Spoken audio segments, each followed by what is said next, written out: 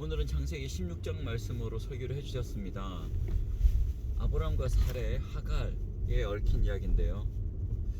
하나님의 약속을 기다리지 못하고 사레가 하갈을 들여보내서 하나님의 약속을 이루려고 합니다.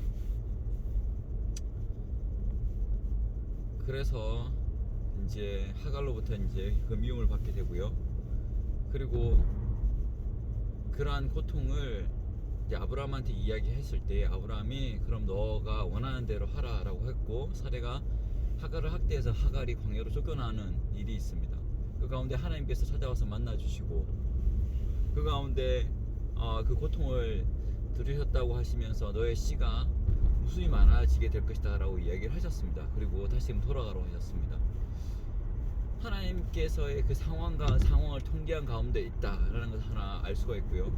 그리고 사레가 그 다음에 이제 아브라함이 만들어낸 그 여러 가지 문제들을 수습하시는 하나님의 또 그 일하심을 볼 수가 있습니다.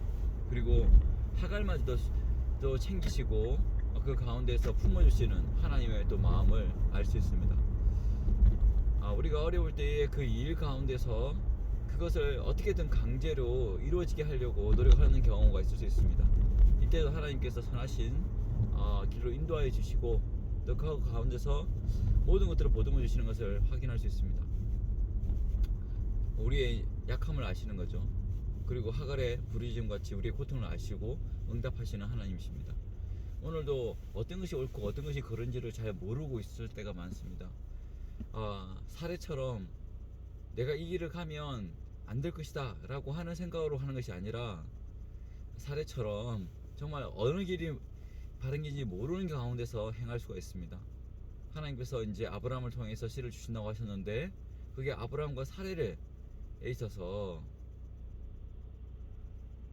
그러한 일들을 이루실 것인지, 아니면 아브라함과 또 다른 사람을 통해서 이루실 것인지에 대한 확신이 없었고 불분명했기 때문에 본인의 길을 가게 된 것이고, 하지만 그 가운데서 하나님께서 선하신 길을 인도하심을 봅니다.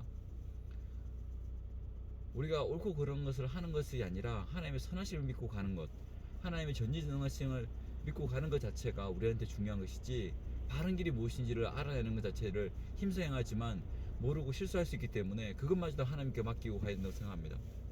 주님께서 그러한 부분도 이끌어 주시길 믿사옵고, 오늘도 정말 모든 것들을 하나님께 맡기고 갑니다. 어떤 길이 바른지도 모르겠고 어떤 길이 정말 확신이 없을 때도 많지만, 오직 하나님만이 능력이 있으시고 오직 하나님만이 우리의 살 길임을 고백하며 또 하루를 살아가기를 원합니다.